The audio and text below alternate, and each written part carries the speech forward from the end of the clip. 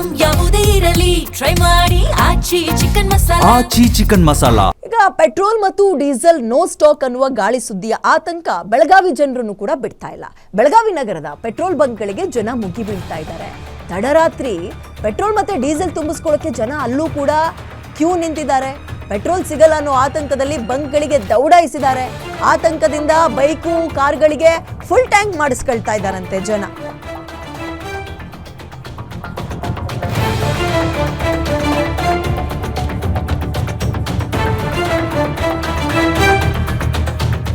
ಬೆಳಗಾವಿಯ ಪರಿಸ್ಥಿತಿ ಇದು. ಯಾರೋ ಈ ರೆಕ್ಕೆ ಪುಕ್ಕ ಇಲ್ಲದ ಹಕ್ಕಿಯನ್ನ ಆರಿಸೋ ಕೆಲಸ ಮಾಡ್ತಾ ಇದ್ದಾರೆ. ಜನ ಕೂಡ ಇಂಥ ಗಾಸಿಪ್ಗಳಿಗೆ ಬೇಗ ಮರಳಾಗ್ಬಿಡ್ತಾರೆ, ಆತಂಕ ಪಡ್ತಾರೆ.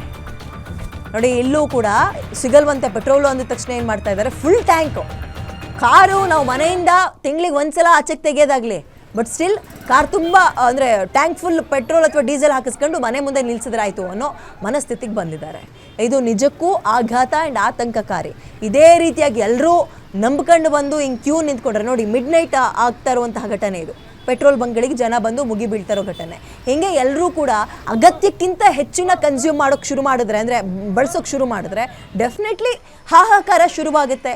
ಇದೇ ಈ ಸಿಲಿಂಡರ್ ವಿಚಾರದಲ್ಲೂ ಆಗಿದ್ದು. ಇದಕ್ಕಾದಷ್ಟು ಬೇಗ ಇತ್ತಿಶ್ರೀ ಆಡಬೇಕು. ಇವೆಲ್ಲ ನೋಡಿ, ಅಲ್ಲಿ ಒಬ್ಬೊಬ್ಬರು 10 ಲೀಟ್ರು, 1 ಲೀಟ್ರು ಆ್ಯಕ್ಚುಲಿ ಹಂಗೆ ಹಾಕಂಗೆ ಇಲ್ಲ. ಯಾವುದೋ ಈ ಎಂಥ ನೀರು ಬಾಟಲ್ಗಳಿಗೆಲ್ಲ ತುಂಬಿಸ್ಕೊಡಲ್ಲ ಅಂತಾರೆ. ಅಲ್ಲಿ ನೋಡಿ, ಅಲ್ಲಿ ಕೇಳ್ತಾ ಇಲ್ಲ ಜನ. ಮನೇಲಿ ಯಾವುದಕ್ಕೂ ಸ್ಟಾಕ್ ಇಟ್ಕೊಂಡಿರೋಣ ಅಂತ ಗಾಡಿ ತಳ್ಕೊ ಬರ್ತಾ ಇದ್ದಾರೆ. ಪೆಟ್ರೋಲ್ ಟ್ಯಾಂಕ್ ಫುಲ್ ಮಾಡಿಸ್ಕೊಳ್ತಾರೆ. ಒಂದು 10-15 ಲೀಟ್ರು, 1 ಲೀಟ್ರು ಬಾಟಲ್ಗಳನ್ನು ತಂದು ತುಂಬಿಸ್ಕೊಳ್ತಾ ಇದ್ದಾರೆ.